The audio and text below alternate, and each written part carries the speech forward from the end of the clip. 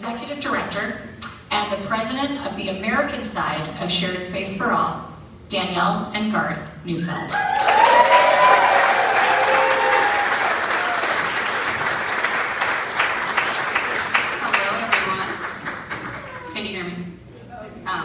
Thank you so much for being here tonight. My name is Danielle Neufeld. For those of you who don't know me, I am the Executive Director of Shared Space for All. Hi everyone, Garth Neufeld, and I'm the President of Shared Space for All, and it is so nice to see you all in this room again. So Shared Space for All is an organization that we started about 8 years ago with our friend Supani Parghil, who you'll hear from tonight. And it operates on the prevention side of sex work to mentor and educate the most at-risk children in Thailand.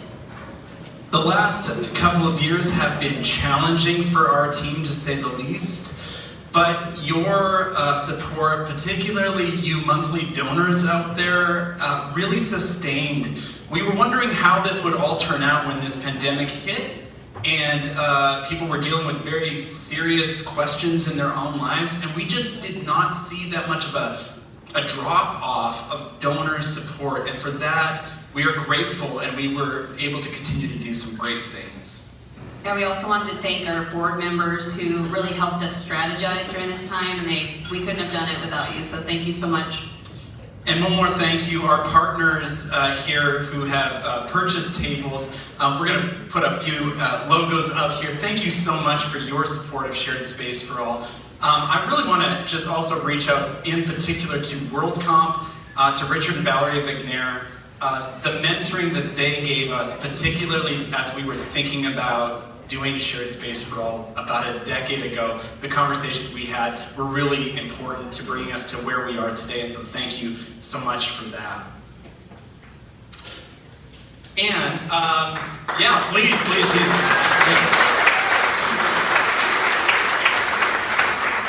And there's a few people who are really important to our work, but they aren't able to be here tonight. And one of those is Jonathan Stevens. His wife Christy is here tonight, but Jonathan couldn't be here with us. Jonathan is our legal counsel, and when I, 10 years ago said, Jonathan, can you help us with this idea we have? He said, of course. He has just donated his time and expertise to us, from articles of incorporation to navigating the Thai side of land purchase and everything in between. We are so grateful to Jonathan. One of the things he told me early on is, as we were young and ambitious, and he said, nonprofit work is very slow. And I was like, oh, it's not that slow, is it? It's slow, folks. It's really slow. International nonprofit work is slow. And one other thing he gave me, a piece of advice along the way, he said, you got to think about your work, your organization developmentally. And so we are now, the Shared Space for All is 8 years old. So you think about an 8-year-old, yeah, that's good. An 8-year-old can do a lot of things, right? But there's a lot of growth to go, and that's what we're looking forward to, is the growth ahead of us. Yeah, we're also proud to announce that Shared Space for All Thailand has grown, and it offers more services now than it did before the pandemic. The pandemic opened new avenues of need that we were able to meet, and you're going to hear about some of those tonight. We want to especially welcome those of you who don't know much about Shared Space for All. We hope to give you an overview tonight. It's a little bit of a balancing act to give those of you who know Shared Space for All the new news of what we're doing, and then to catch everybody else up to date about who we are and where this started, and hopefully we can do that for you tonight. And I'm going to turn it over to Danielle to tell a little bit about the inception of Shared Space for All now. Yeah, so just a little bit about how this started for me. I lived and volunteered in Thailand in my 20s, and that's when I first encountered the culture and the food and the people, and I just really fell in love with the experience. But at that time, I really had no idea about the sex tourism culture, but it was everywhere. You couldn't miss it. It was in the tourist centers with bright lights, kind of looked like a theme park, but I think what really disturbed me about it was the exploitation of poor people that was really evident. Fast forward to a couple years later, I attended a graduate program at Northwest University in International Community Development. And then I did my thesis on why sex work thrives in Thailand. So I went back to Thailand with our board member, Katie Metzger, wherever she is, and to research that question. And I ended up interviewing people who worked for various nonprofits and people who worked with sex workers in the area. And I also interviewed sex workers. And what I found was that not all Thais are at risk for sex work, of course, but the poor ones are. So what I felt in my 20s about the exploitation of poor people turned out to be quite true. They happen to be from the poorest region of Thailand, which is up in the northeast. And again, as I spoke to these sex workers, they kept saying, I'm from Isan, I'm from Isan, I'm from Isan. So then I said, okay, well, I have to go to Isan then. It's interesting. So I went to Isan, which is up in the northeast region of Thailand, like I said, and I found that it's a very rural area. Lots of the families farm there. It's kind of far away from the urban centers. But I learned that the children there faced a number of different risk factors, such as lack of supervision, high pregnancy rates, high dropout rates from school, and prostitution. And so I also learned that Thailand has a very thriving sex industry, as I knew, but it generates about $15 billion per year. So makes up about 3% of the GDP. And it's the poor people who are servicing that industry. So one woman I interviewed came from a poor village up in Isan.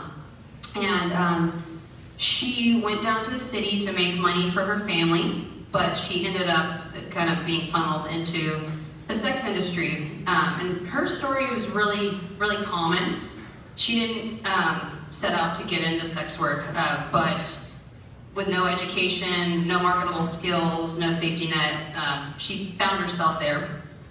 So I just learned how typical that story is. And so when I asked her, okay, what are people doing to help? What can we do to help? She said, start by going to the villages and helping children finish school. Just help them have a future. And she said that there's a lot of intervention programs to get people out of the industry, but there's not a lot of prevention programs to help people from getting into the industry. And she kind of wished that she had something like Shared Space for All in her life to offer her, an alternative. So after meeting this woman, I started to read reports that estimated that about 80% of Thai sex workers come from Isan. So that's 80%, so that's a lot. So today, Shared Space for All provides education and opportunity to children in Isan so that when they're 18, they'll have options. And over our time in Thailand, I believe that we've engaged in asset-based development, and we take all the strengths of the community and invest them back into the organization and its services. And this is reflected in our Thai board, which is made up of educators and health professionals who come from the village, and then we partner with the schools, the village, and the families. And it's our ultimate vision to help the children of Isan escape this destructive cycle of poverty. Yeah, so Shared Space for All has been operating for the better part of a decade now, 8 years. And we have seen hundreds of students come through and get education and mentoring. Many of those have just come through Nee's mother's house. Nee is our head teacher, she's our executive director, and her mom, who's elderly, opened up her house to the village children, and they've come, and we're going to show you a little bit about that story in just a moment. They come almost every day. Our Thai staff there, we have 3 full-time staff, and they support students in their school studies. They teach them English and Chinese because those are very valuable skills for for when you leave the village and head to the cities. And we want to give them those skills. Each child that we have is mentored, encouraged to dream about what education can offer them rather than maybe the limited options that they think or that their family has only ever thought about in their farming community. Our Thai staff builds bridges with those families because those families don't know what shared space for all is. There's nothing like it, and they're a little suspicious of it being free. And so NE has to go to the families and say, we don't want anything from you. We just want to help your family and your children. And so that's pretty interesting. This has been such a fun ride for Danielle and me and for our board and all of you who have been involved. A couple of years ago, our high school students who we'd been supporting for years, they happened to grow up, because they do, and once they got to college, we realized we never thought about this. Like, what are we going to do with these kids when they turn 18? It's basically impossible for them to go to university for $1,000 a year, which might not be much to us. That's about what they make average salary for a farming salary in Easton in a year. And so it's really just out of the question for them to go to university. But Nee had this, Supani, she had this great idea, let's do college scholarships for them. And so she had the kids who were in our program apply to Shared Space for All for a college scholarship, and so many of you stepped up and offered those. $1,000 a year sends a student to college for an entire year. It's pretty unbelievable. I guess we'll keep sending those students to college as they come through, because it's been such a successful model for us, even though, it's good, But we were naive, and I think we're pretty happy to continue to be naive as these things arise in this work, as our friends at WorldComp know, that many times that the community presents the need, and then you go and meet the need. And so we have Supani on the ground, talking to families, meeting with the community, figuring out what do these families need, and hopefully we can come through and fund that. On the trifold tent at your table, you may not see it in front of you, but let me just talk about it for a second, because we put our mission statement on there. Our mission statement is, Shared Space for All works on the prevention side of sex work to mentor and educate the most at-risk children in Thailand in a safe space for free. And that mission statement has been vital to helping us clarify our values and our unique contributions to this work. Tonight you're going to hear about those values. That education and mentoring are the pillars of prevention. And they are what we are investing in at every turn. We are opposed to any kind of prostitution that is related to an exploitation of poverty. And that's why we are investing into this village, into these children, into their families. There is a better way for these kids. Thank you. And tonight we're going to tell you a little bit about what we've been doing over the past couple of years and how we've been growing. And we're also going to hear from Supani Pargol, if nothing happens with technology, I hope. And she's the executive director of Shared Space for All. We're also gonna talk about the future of Shared Space for All. We've got some exciting news, like we have purchased our first piece of land, and we started the process of the first construction that we have been doing on the building, and so we'll talk about that. Yeah, and as you saw in that video montage earlier, with your help, we're still doing something good in the world. And I really believe that Shared Space for All is changing the course of children's lives, so thank you. So many of you have seen this video once or twice, but it does such a great job of telling our story. We would like to show you this informational video about Shared Space for All. Please enjoy. Children is kind of like our new generation. They can change our country, but if they cannot access to education, how can they learn? How can they get inspired? Isan is the poorest part of the country. Isan area has delayed in development I think in every phases like school system and infrastructure. There's many needs here, but I think the best way to take them to get the better life is the education. Share Space for All is a program for everyone, for children in the village. It's a free education where we can share, where we can prepare the safe space for those children. People in Isan are struggling themselves by breaking away from home because they want to get higher wages, so they have to leave their children with their grandparents or friends or relatives. This is why children are having all the situation and they need a role model. That's why I want to have a kind of like share space where it's safe environment for them to learn or even to come and hang out if they're not ready to learn. Right now, I'm teaching 45 kids in my mom's house. The first year, I had 80 kids. I taught from 8 a.m. to 8 p.m. I turned some kids away because I didn't have space for them. And they keep coming and then I had to say no because there's more space for them. She is doing a very great job because she shared the house space for children currently. And as we know that the house in Isan is not well equipped and not have space enough. So I think Share Space program is very helpful for children in Isan to initiate the improvement for their life. I was surprised also they were hungry to learn. Just keep going on, and when the time to go home, they say, no, I don't want to go, I want to stay. And I say, no, you have to go home. I need a break.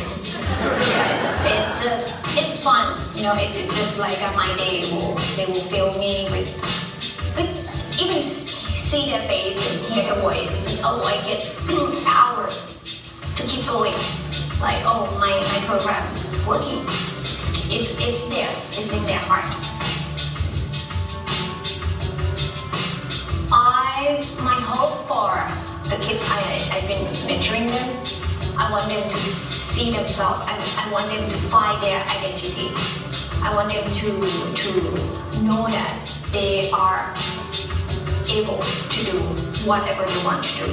They are good enough to have a dream, to follow their dream, or even to be a good person, be responsible for themselves and for the family and for the community.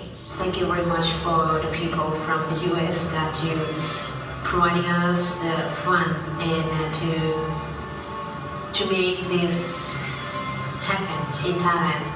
Oh, important things for me, I think children have dream, and as a human being we are a part of to make their dreams happen and to make their dream happen.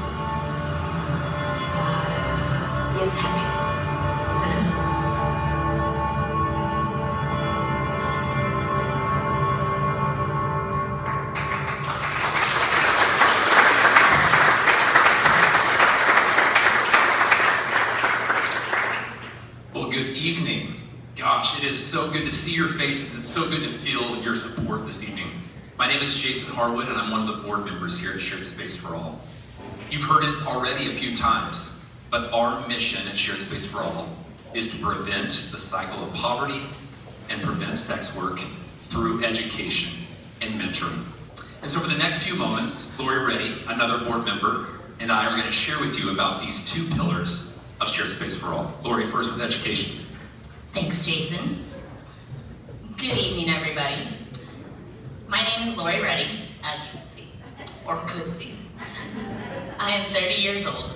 I have a Bachelor's of Arts degrees in History, Sociology, and Cultural Anthropology. I have a Master's degree in Multicultural Education. I am finishing up my 8th year of teaching, and I am halfway through my Principal Certification program. All of that being said, I'm here tonight to tell you why education matters. As a survivor of child abuse, poverty, divorce, and abandonment, education was not only a bright light or a hope, it was an opportunity, a way out. As a first-generation college student, I knew I had to make education a priority. Over my last 8 years of teaching, I have encountered countless students with stories much like my own. Students and families living in trauma, who had never thought education was an option, much less a priority. Through opening up and sharing my story, I have been able to connect with those students and families on a deeper level, showing them that even in trauma and poverty, education is both an option and an opportunity. And in doing so, showed them why education matters. When I traveled to Isan, I met students reminiscent of my students here in Seattle. Students experiencing generational poverty, abuse, trauma, and lack of educational opportunity. Over the last 7 years, Shared Space for All has worked to make education not only an option, but a priority for students and families of Isan. We have worked with them to create this opportunity by giving them the tools they need, such as school supplies, tutoring, English language learning, financing, before and after school care, and summer programs. With the help of Shared Space for All, education has become a priority for children and families in Isan. In fact, this year we sent our first cohort of students to university.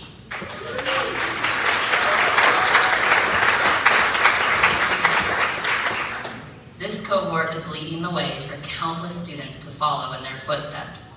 But not only that, this cohort has returned to Isan to teach the next cohort of students, starting a new cycle, creating a generational impact for years to come for the students, families, and communities of Isan.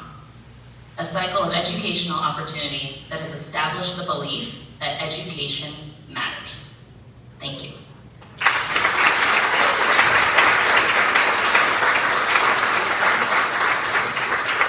That's good stuff right there. Thank you, Lori. Hey, for the next few moments, I want to invite you to reflect on someone who has played the role of a mentor in your life. Perhaps it's a teacher or an educator in your life that took a special interest in you and taught you a new skill.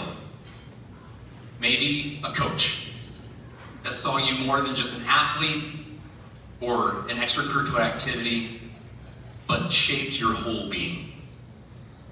Possibly it was a spiritual director or a pastor or a minister that took a special care for you, helped you identify your value and your place in this world.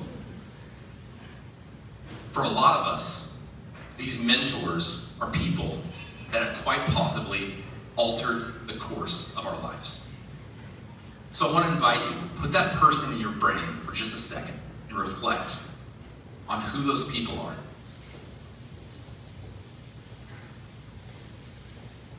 Aren't you grateful for those people?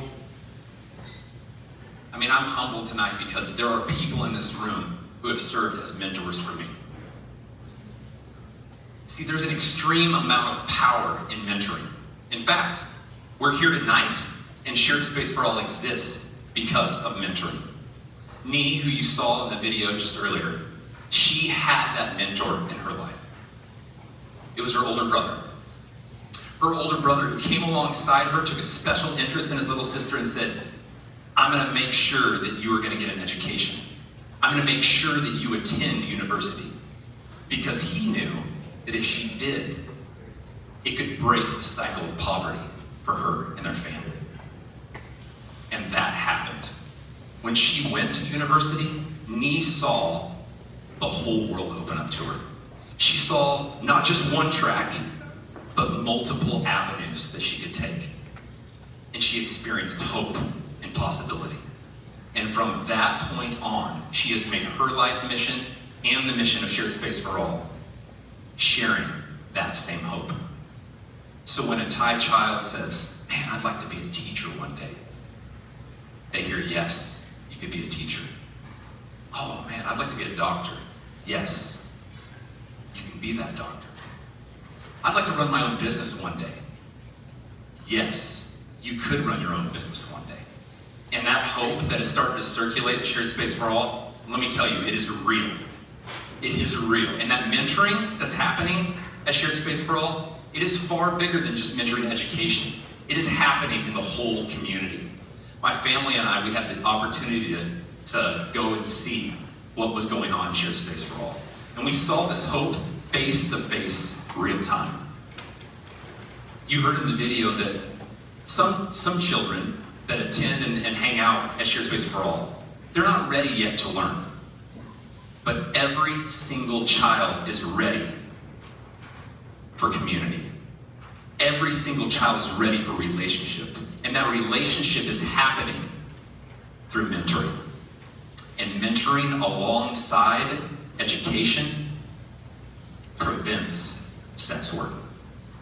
So tonight, what we're doing, the funds that we're raising, those funds are fuel for the engines of education and mentoring. And together, we get to prevent the cycles of poverty. Together, we get to prevent sex work. So thank you, thank you, thank you.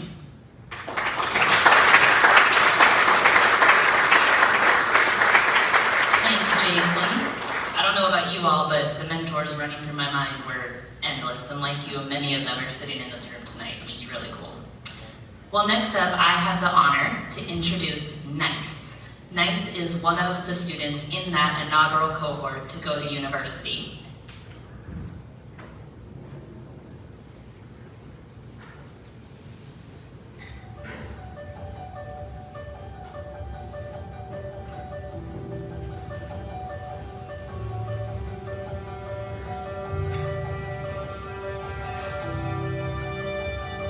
สวัสดีค่ะหนูชื่อนางสาวสุจิตาศรีตองอ่อนค่ะชื่อเล่นชื่อไนบทบาทของหนูในโครงการ Share Space for All นะคะหนูก็ได้เป็นนักเรียนทุนค่ะแล้วก็เป็นอาสาสมัครค่ะ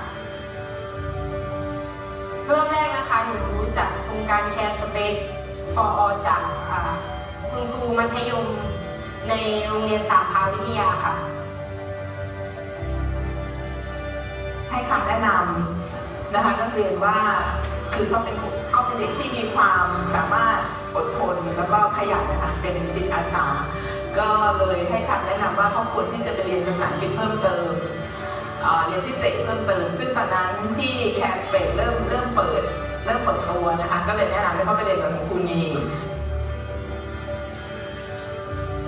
ความทรงจำที่ดีเกี่ยวกับ Share Space for All นะคะหนูก็ได้มีการได้ร่วมทำกิจกรรมต่างๆกับโครงการค่ะไม่ว่าจะเป็นด้านจิตอาสาออกไปพบปะชุมชนช่วยเหลือน้องๆค่ะไปเรียนภาษาอังกฤษนะคะแล้วพอได้เป็นเริ่มทำกิจกรรมไปเรียนพิเศษนะคะการเรียนเขาก็ดีขึ้นนะคะเป็นเด็กร่าเริงนะคะเป็นเด็กร่าเริงแจ่มใสแล้วก็จิตอาสาขยันนะคะมีความรับผิดชอบเท่าที่เราสอนมาแล้วหลังจากที่เขาไปเรียนที่แชร์สเปซนะคะการเรียนภาษาอังกฤษที่เคยอ่อนแอก็เข้มแข็งขึ้นเรียนดีขึ้นนะคะเรียนดีขึ้นเขามีความพยายามนะคะมากขึ้นแล้วก็ทำเป็นเด็กกิจกรรมเพื่อนที่ให้โอกาสลูกสาวมาเรียนโอกาสเคยบอกลูกสาวอยู่ไหนว่าให้ตั้งใจเฮ็ดตั้งใจทำถึงแม้เขาติดเป็นนักที่กับคอยเขาตั้งใจเฮ็ดตั้งใจทำ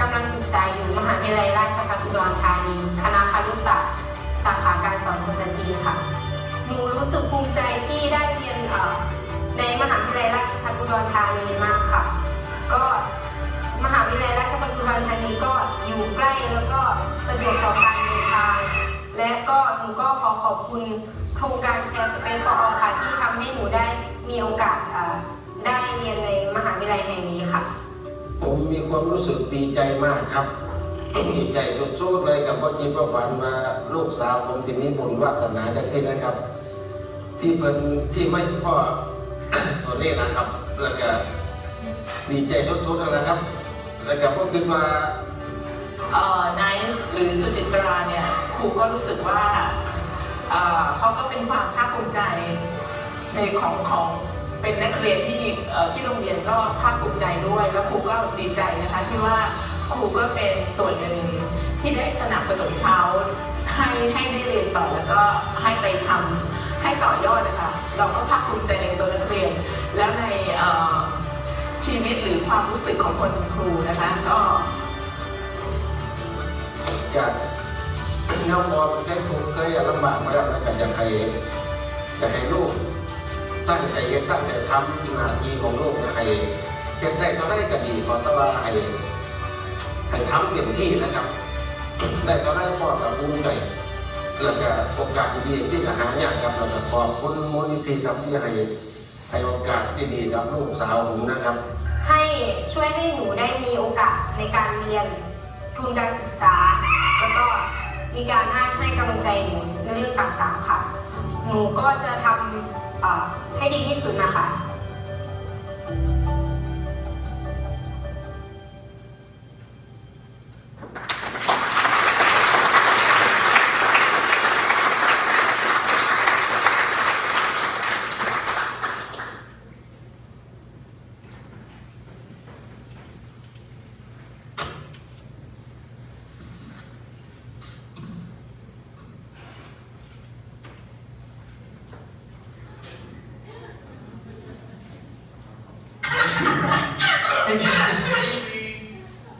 So we're gonna have the opportunity just to hello.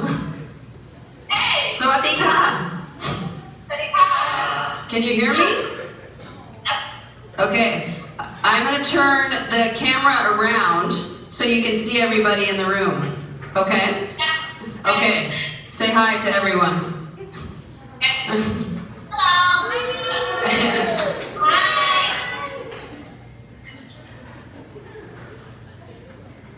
How are you doing? Good. Good. I'm so nervous. You're nervous. Well, nice. Can you wave at us?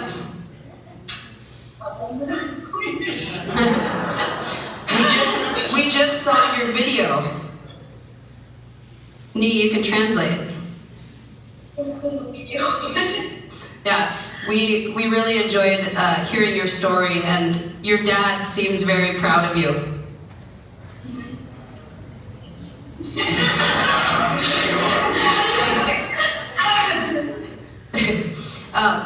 Nice. What are you studying right now? ตอนนี้กำลังเรียนภาษาจีนที่มหาวิทยาลัยราชภัฏเมืองไทยแต่พูดไทยเป็นภาษาอังกฤษไม่ได้ไทย Yeah, she's studying Chinese right now at the university close by. And I heard that she's doing an internship, right? Next year. Next year. Next year. You start in the fall, right? Nice. That's her name as well. Sorry. When she speaks Thai, I said, you speak Thai or English? Yeah. Well, thank you for sharing your story with us. But Nee, I'm wondering, I know you've had to make a lot of adaptations during the pandemic. So what does it look like the past couple years? Yeah, it's been very, very challenging for us, because during the pandemic, right, we couldn't have the student at my house at all. Because by law, we cannot get together more than 5 people. So that means no students, no the team can come 2, 3. And then we had to kind of come up with what the idea that we can help them. So we gathered together and then we started to do the study package with these guys, and the student will come in the morning and then get a package and go home, and they can finish it and give it back at the end of the day. And then we visited them once a week at the family, at their house.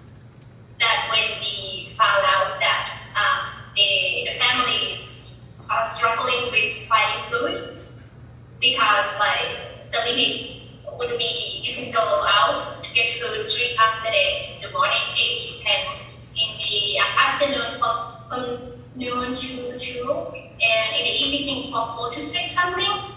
But you have to have a car to go to town and get supply food.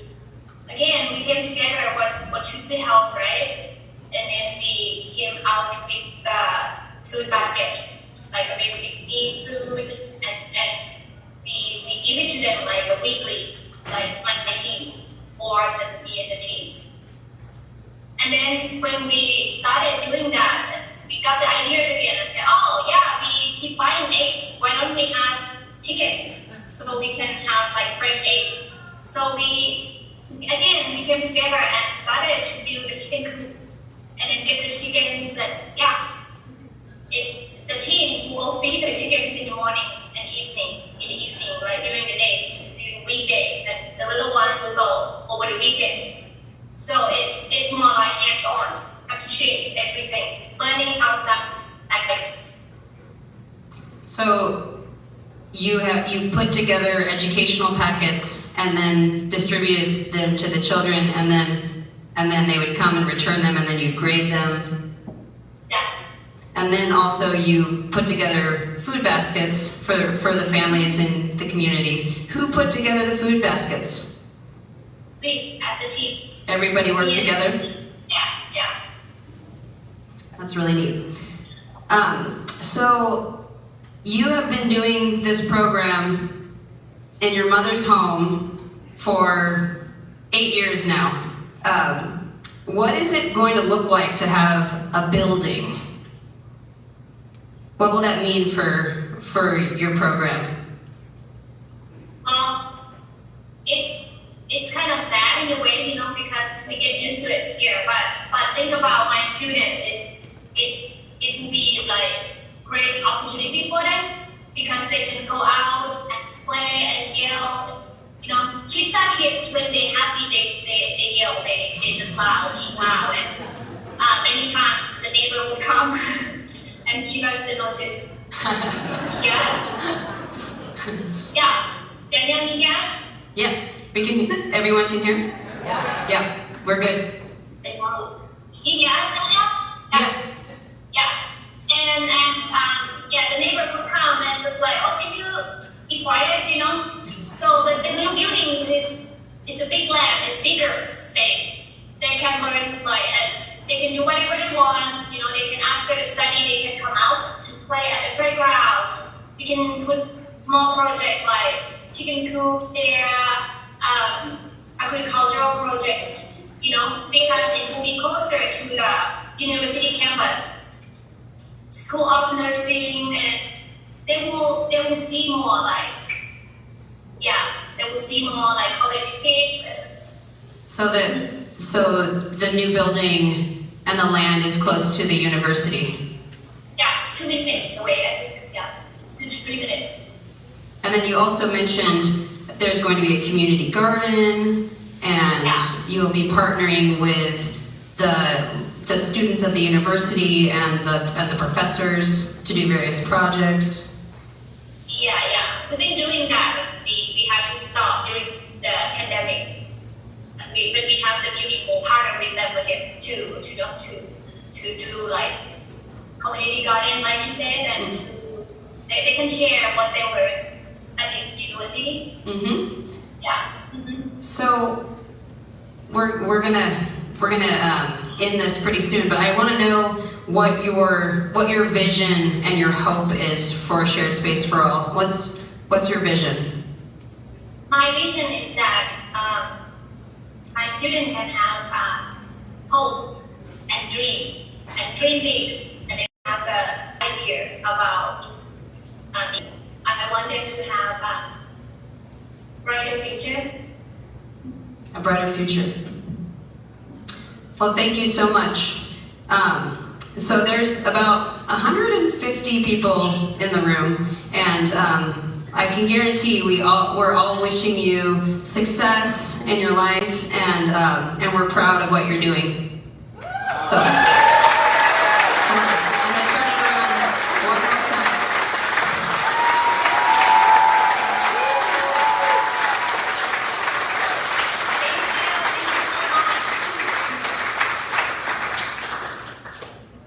Okay,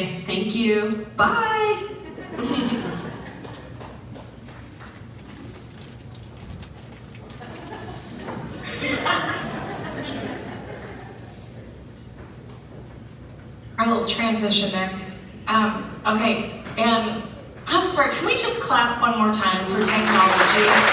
How amazing is that? Like, it's not that long ago that we would have like read a letter and seen some photos, right? I'm sorry, I think that's really amazing. But as we continue to transition from where we've come to the bright future of shared space, I just want to take a minute and center on that word, prevention. Let's just think about that for a minute. Prevention, logistically, economically, we all know it is so much easier to prevent something than to heal it and fix it after it's happened. Anti-lock brakes versus a terrible car accident, right? Like going on to your kid going on a basketball team instead of now having to go through like AA and rehab, right? Keeping them off drugs. Like prevention is so much cheaper, so much easier, and the other thing is it's generational.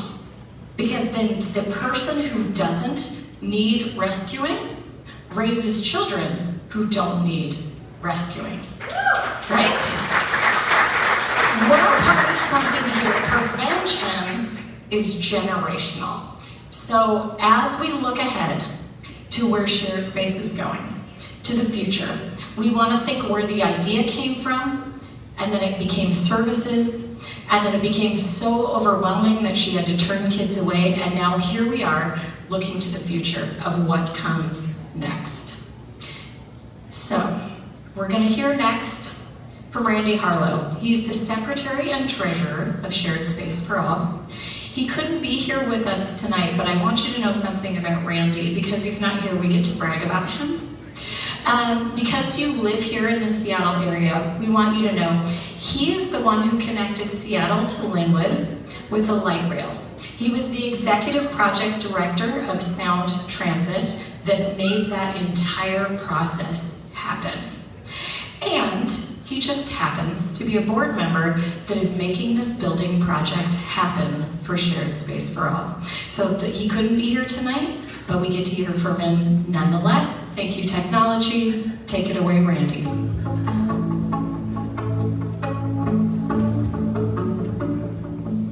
Hey, good evening, ladies and gentlemen. My name is Randy Harlow. I'm the Secretary and Treasurer for Shared Space for All, and I'm really sorry that I couldn't be there with you tonight to celebrate and to enjoy the festivities. But thank you for coming and supporting such a great cause as we're looking forward to moving ahead with our programs and really celebrating the fact that you've been here with us the entire trip.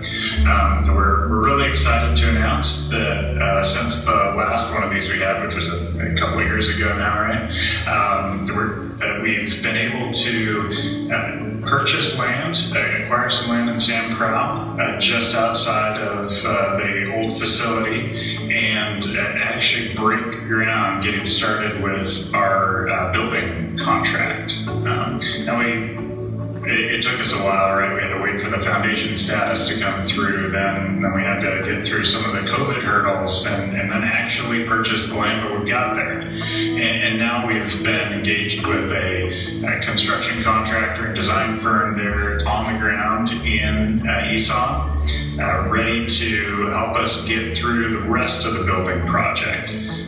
We fundraised most of the money for this over the last few sessions like this that we had, and through the regular monthly donations of a lot of our regular givers. And we're at the point now where we can afford to engage the contractor, get started with the foundation structure, and really get going on the building. Now, those first couple of elements we're trying to get done right before the rainy season hits, which at the time you're watching this may be happening right now, and get us out of the ground so that we're not exposed during that period. After that, once the rains subside a little bit, we'll get back into it, and over the next roughly year, we'll be trying to put together the remaining structure package. Now, I'm excited to talk to you a little bit about what that structure looks like. It's a two-story building, and we've got some really nice spaces to use for the kids and for the the folks that are going to be supporting our program, and also leaving some of the land available for programs that will include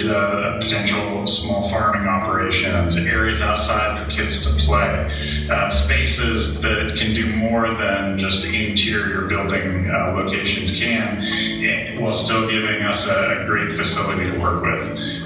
I did want to talk to you a little bit about the costs that still go into it. Again, we've received a lot of generous donations so far that'll get us through the point of getting the main structure built and putting a roof on it. What we could use your help with is getting over that last little hurdle, the things like plaster and ceilings and exterior doors and windows and some of the furnishings and fixtures and painting, the things that'll maybe really come together. We don't need a whole lot for that, but right now our funding level gets us through, like I said, the completion of the roof and a lot of the water lines and walls and those kinds of things, leaving us with a bid that's roughly $30,000 that we're looking for just to finish out the rest of the facility. So we do have just those couple of phases left to go. Like I said, we're targeting a year for the construction duration, and we really need your help to get over that last hump. So again, thank you all for coming, and yeah, I'm sorry I couldn't be there with you, but looking forward to the next time that we can all be together. Thanks a lot. Randy Harlow. Where would we be without Randy Harlow? Let me tell you, some of you know him. He is such an asset to this group. This is pretty exciting to be at this point. You know, we dreamed about this point of having a building underway. It has been a struggle, and we're almost there.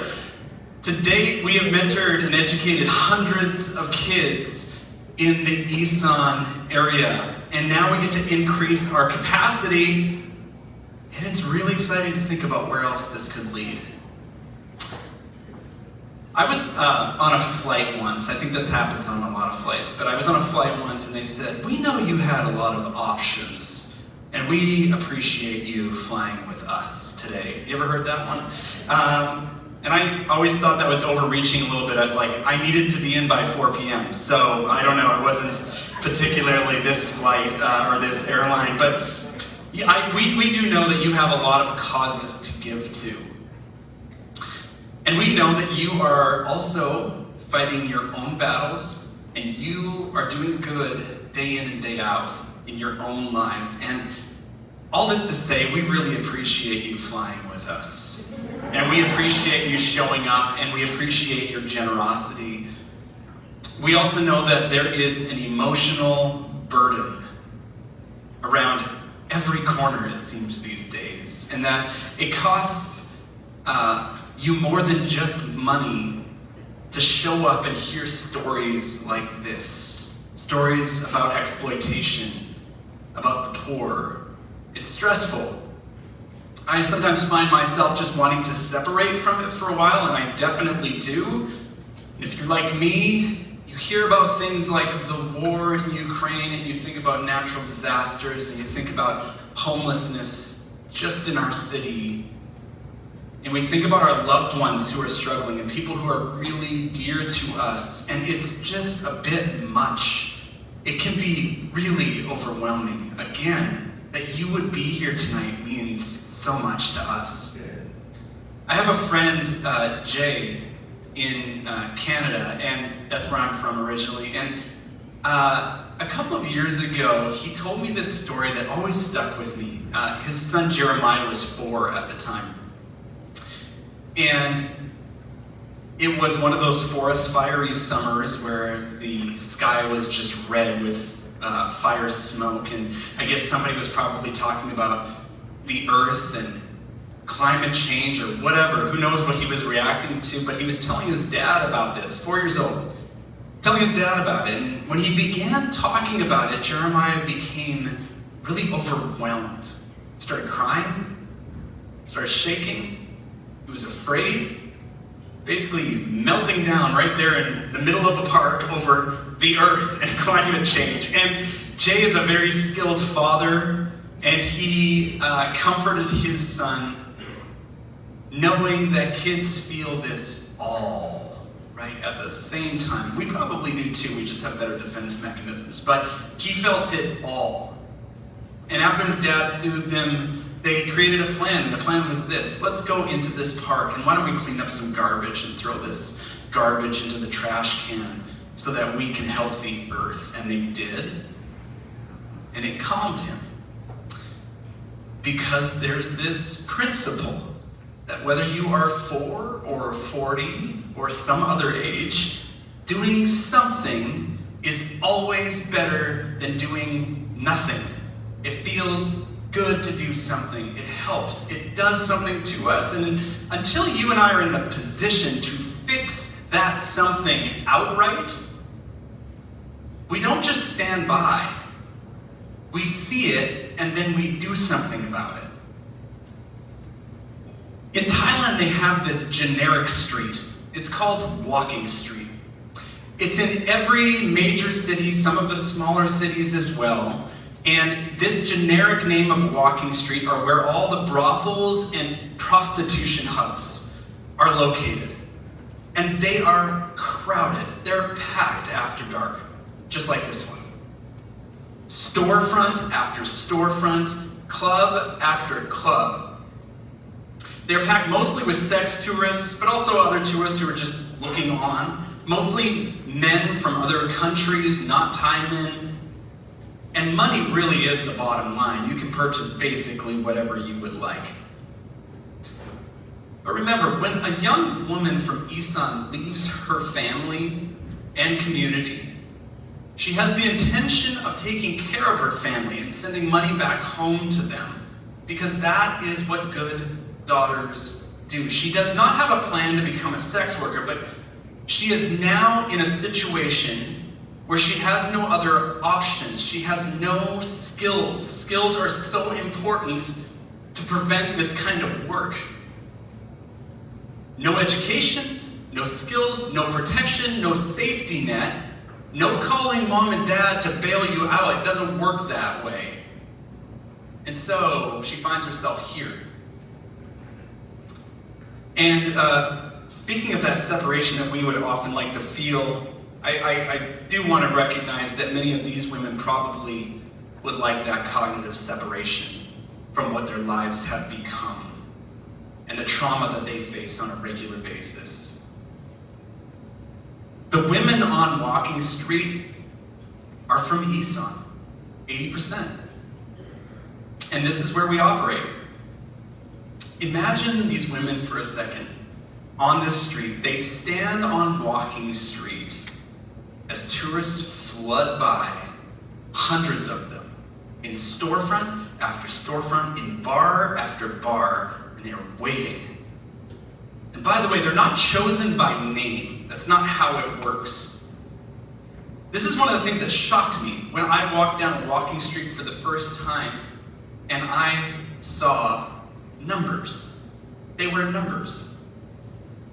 They're purchased by number. The whole scenario is dehumanizing.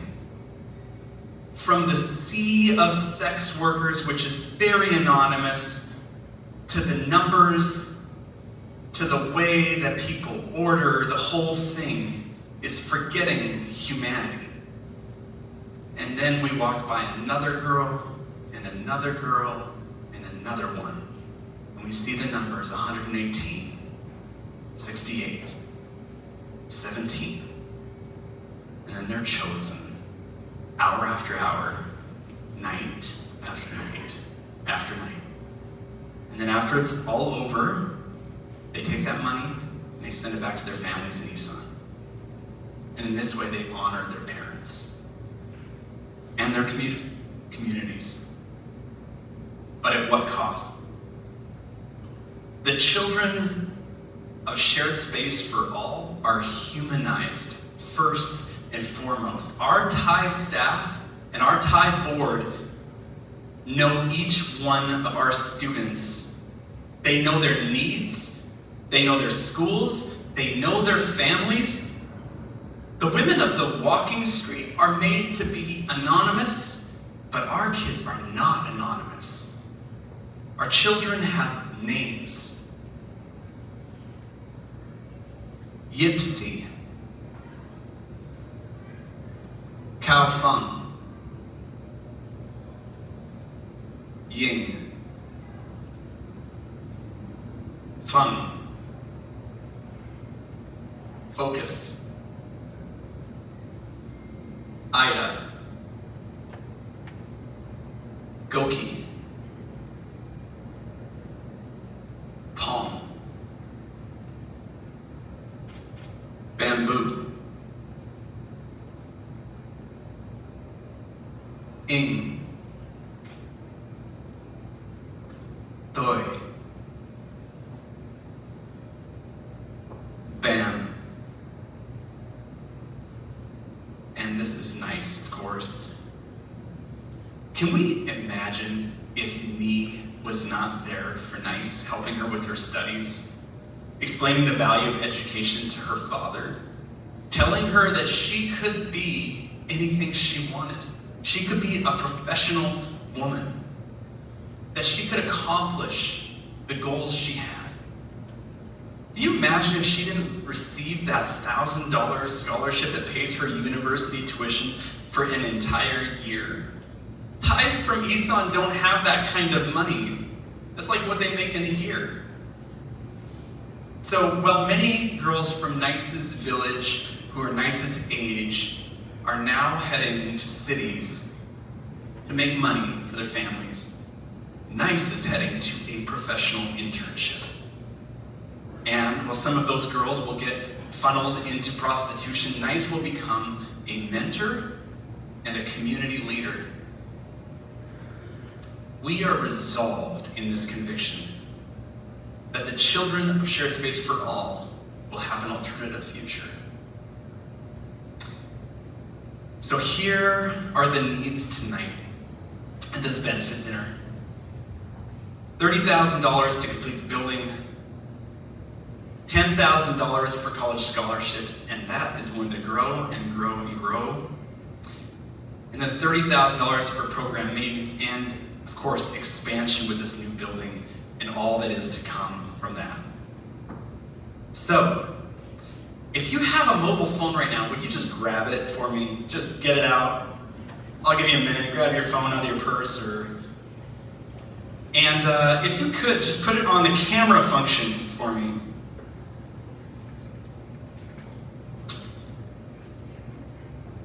All right, so if you've never used a QR code before, we're going to do some tech education right now, okay? So here's the QR code that I want you to look at. Now, with an iPhone, I can't speak to the others, but with an iPhone, a link should come up that you can tap with that. And that should open up a donation page for you. If you are on a non-iPhone, Android phone, I guess that would be it. If you're on an Android phone, you may see a little logo like that on your screen. It's a QR logo. And this will take you straight. It did work, Brad? Thank you very much. Yes. Purchase Samsung? I don't know. The angle's all wrong. So we have many ways to give tonight, folks. You can go right to our website, sharedspaceforall.com, and you can give there. You can use that QR code, and there are also envelopes on your table, so if you're writing a check tonight, you can do that. Friends and partners, you know what to do right now. You know what to do. Please open your pockets and give to the work of Shared Space for All. Together, we can reach this goal tonight and make a difference and do something good in the world.